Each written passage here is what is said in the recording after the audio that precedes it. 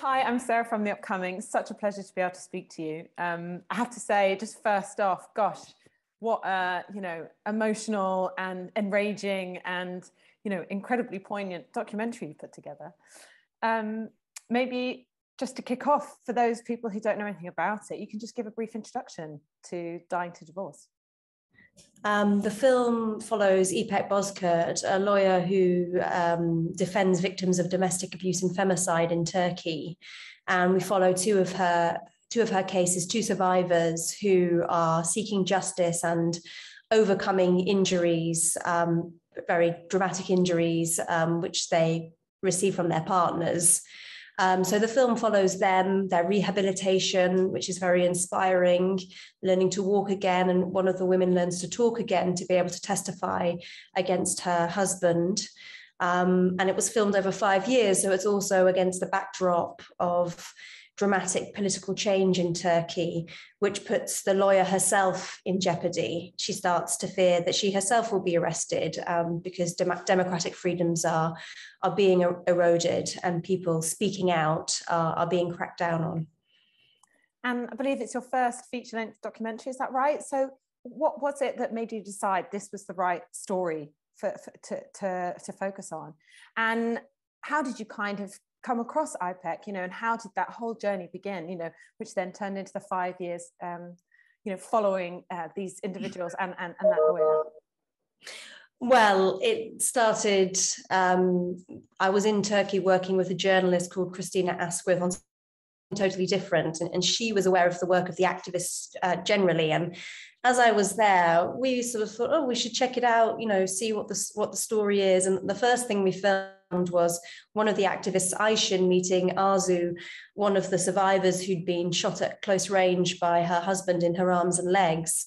And it was just unbelievably shocking. And to hear from her and see the urgency of her story, and also her strength and how she was so determined to overcome her injuries and move forward, it really made such a huge impression. We both immediately felt, this story needs to get out there. And the first thing we did was actually get it in the New York Times. So it had a smaller life, but it was really from there that the momentum came to keep making the film, which was hard. And so once I'd met Arzu, I then met İpek after that, because she was the lawyer with the same activist group.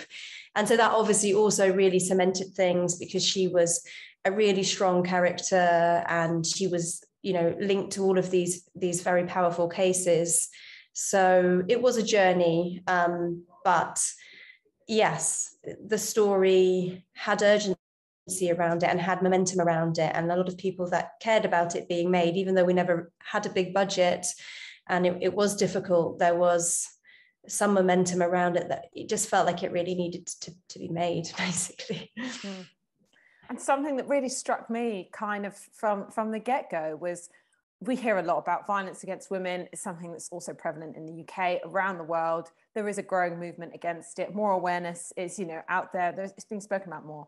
But it did feel like the level of injustice, the sort of heinous nature of some of these, the things that were done to these women, and how they just weren't seem to be able to kind of fight against it in any meaningful way. Did that shock you? And was that something that also you wanted to bring across in the documentary? Just kind of, how high the stakes are here?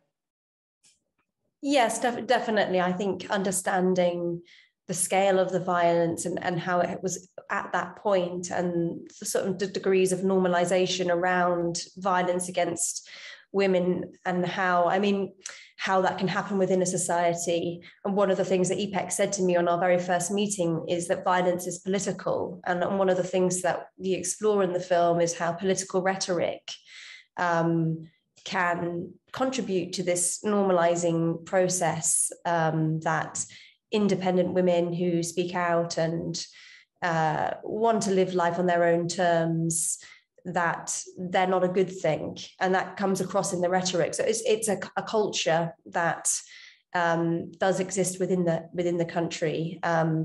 So that was very much something we wanted to explore and try to understand from the point of view of the women in the film. And maybe you can talk a little bit about the process of making it. So 5 years, such a long time to be following these people. You must have hours and hours of footage. So, going along that journey, having to work so closely with all these individuals, what was that experience like for you? And how do you even begin to go about kind of editing that into a narrative, which can obviously, take people through the story as part of the documentary? Well, yeah, I mean, it was a tricky process. We were sort of raising money by shoot, and we all worked full time on other projects. So, it was a sort of thing that you would, plan when the shoot would be, and it was doable because it was usually around court dates, because we were following cases, and that would be your holiday. That would be for that year. So it was a bit, it was an intense way of making a film, and the fact that you'd always be working on other things, it was a slightly disorientating process in some ways, that we were just gathering all this material, and we also couldn't translate it until we raised that money. And that was like a really big moment for us when we got funding to be able to translate all of the material. And that was, a really exciting moment, because there was actually a lot more richness in what was there than I really could have comprehended, because you're kind of getting understandings from people who are translating in the moment to you. You roughly know what's there. So yeah, I guess that was a really big part of being able to put it together, was to actually understand what was in the material. And I guess it's like all editing processes, you're just led by the material, what's strong, and the film does just begin to emerge as you watch the material and start structuring it. And it had certain timelines in place, like it was filmed over 5 years, and there were certain political events that we wanted to include, and there were certain, there were moments within the women's stories that were really important to them as well. So those things are always guide you when you've got a lot of material to look through. And how do you think it affected you as like an individual, not only as a filmmaker? Because I assume you must have gotten so close to these women and felt very involved in their lives. So, how did that feel? And were you ever at any point in fear of, obviously the lawyers, being locked away, being repressed? Were you in any fear of any repercussions for you in making this film? Yeah, I mean, I think in all ways, although the stories and the situation is very harsh and harrowing, I was always just captivated by the strength of the women, and that we did see things in the political landscape get a lot worse for women, and actually they just seemed to get stronger and stronger and stronger. So that was just very deeply inspiring and was really motivating. It was one of the things that made the job of being, working out how to keep following the story over such a long period easy, because it felt like the least you could do, because they were so strong, so resilient, overcoming so many hurdles. So I think in that respect, that always put things in perspective. After, in 2016, there was an attempted coup, and then that was really when the crackdown against free speakers and people coming out with any kind of opposition to the government really started to happen. And it was a dramatic change for us. We didn't expect that to happen. We could never have predicted that happening when we started making the film. And it changed the story, and it did also change our approach. We had to be a lot more careful.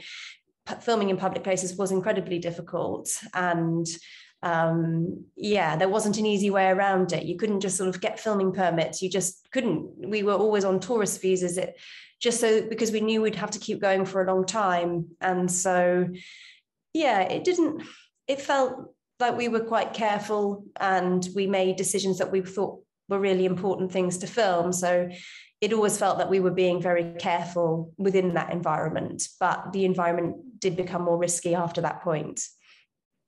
And what do you hope the impact of this documentary to be? Because I guess on one level, it's, just, an incredibly eye-opening experience, just, and going into the individual stories, and it's very moving.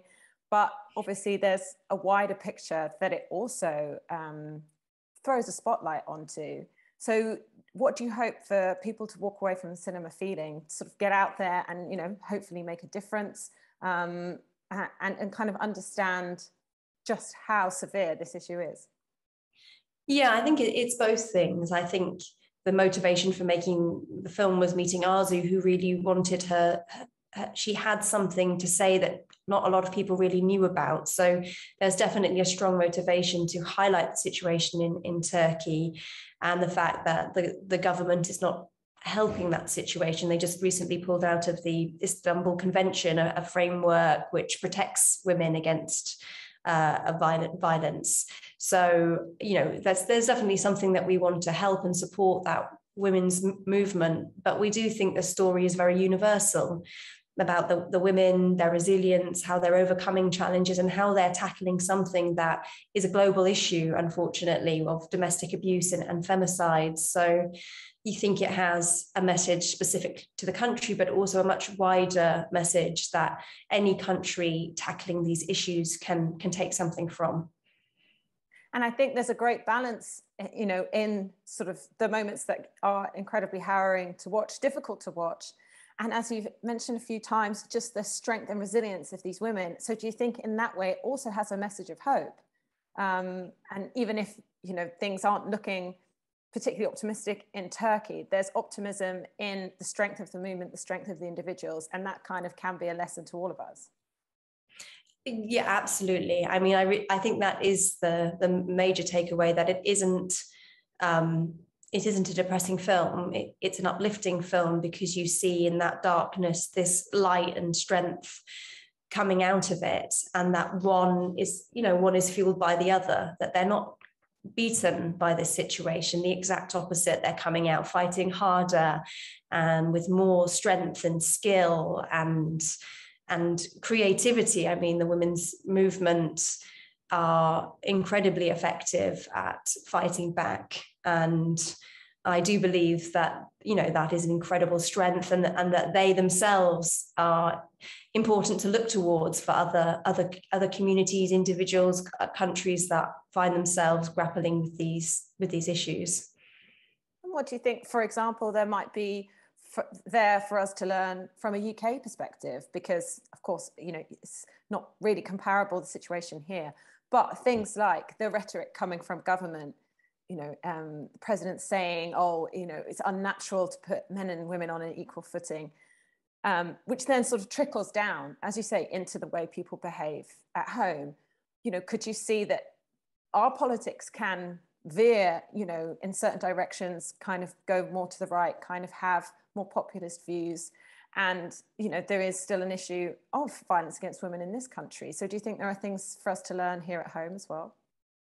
Oh, I mean, definitely. I think rates of violence against women and femicide are really high in the UK. And it's always shocked me how high they are, because there's a lot more in place, there's a lot more awareness, and there is less rhetoric overall. I think that, that's not to the tune of what Erdogan is saying in Turkey, and yet the rates are still really very high.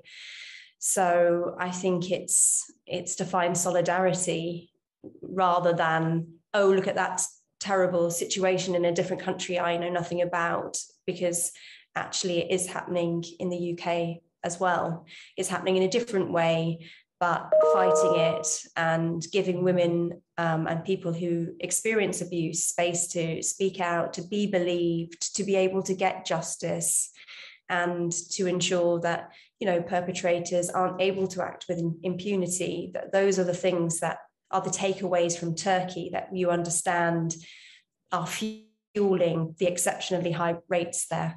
And some of those things will be mirrored. And I was just thinking, for example, like of the Sarah Everard case, which was quite recent. And, I think that did shock a lot of people, that they didn't realise we were kind of at that stage here in the UK. Maybe it's easy for us to feel like we're quite progressive. So do you think there is more awareness now, and a conversation is starting to be had that actually this situation is more severe than people thought? Yes, definitely. And I think there were lots of things that came out of that moment, that women accept a lot of things that happen, and that actually, because there isn't spaces, or those things are just dismissed or not taken seriously. And I think what came out of the Sarah Everard situation, or the story of it, was that a lot of people were coming forward saying that they weren't being listened to, or they had never shared that story, or they you know, a sort of sliding scale of experiences, from being made to feel very uncomfortable and unsafe to being abused, you know, came out. And there were a lot of experiences that women who connected to that story came out with, and it just shows you that it's beneath the surface, and more space for people to speak out and to sort of end cultures of silence which allow these situations to happen. So yes, I think it is an important moment. And when we were showing, doing some screenings of our film around that time, and even people watching it connected to it in that way, in quite personal ways. They didn't feel it was something completely separate from their lives. They related to it in often really, really personal ways. And I just wanted to ask a little bit about the timing of it being released, you know, the 16 days of activism. So maybe you can just talk a little bit about that.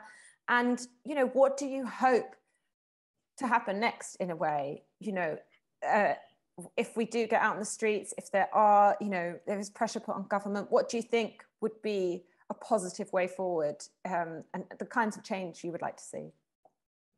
Well, we wanted the film to come out around the 16 days of activism, and also the International Day for the Elimination of Violence Against Women, because we made the film to really raise awareness about those issues. So we wanted to support that movement and those events, and also hope that, you know, that there would be interest, and that discussion would be more live during this time, and that we have material and a story that could really contribute to that discussion. So yes, we do hope that the combination of there being this moment where activism and change is being encouraged is helped along by watching the film, what people can take away from it, how people can be motivated for change, and hopefully want to see change not just in Turkey but everywhere across the world.